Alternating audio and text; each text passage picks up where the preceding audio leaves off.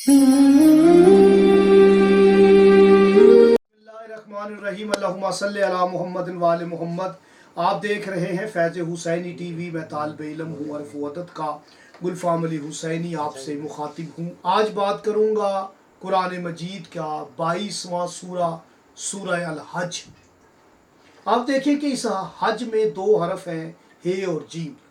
इस हे से मुराद हुसैन और जीम से मुराद जुमा, यानी 10 मुहर्रम का वो जुमा, ये जीम, और हा हज की वो हरफ हुसैन है।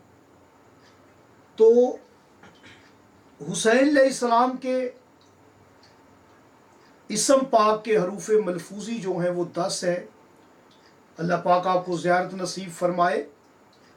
तो आप देखेंगे करबला में मौला हुसैन के हरम के दरवाज़ों की तादाद वो भी 10 है। इंशाअल्लाह ताला मोहम्मद वाले मोहम्मद को मंजूर हुआ तो मैं हकीर भी अरबाइन के लिए करबला जा रहा हूँ। आप लोगों के लिए दुआएं करेंगे, आप भी हमारे लिए दुआएं करें। तो याद रखें, हरम इमाम हुसैन के जो दरवाज़े हैं वो 10 हैं।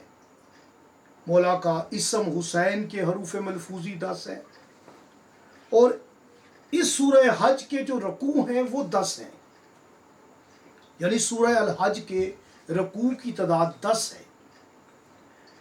अगर आपने सूरह हज को पढ़ लिया एक दिन में 10 मरतबा, तो यकीन करें मासूम फरमाते हैं सूरह हज पढ़ने वाला उसी साल हज पे जाएगा। अगर आप हज्जो ज़ियारत पे जाना चाहते हैं तो आप जुमातुल मुबारक के दिन सात ज़ोहरा में, जो कि सुबह नमाज फजर के 1 घंटा बाद होती है, या आजकल दोपहर 2 बजे होती है, आप इस सूरह हज को कोशिश करें कि 10 मरतबा जुमातुल मुबारक वाले दिन पढ़ें।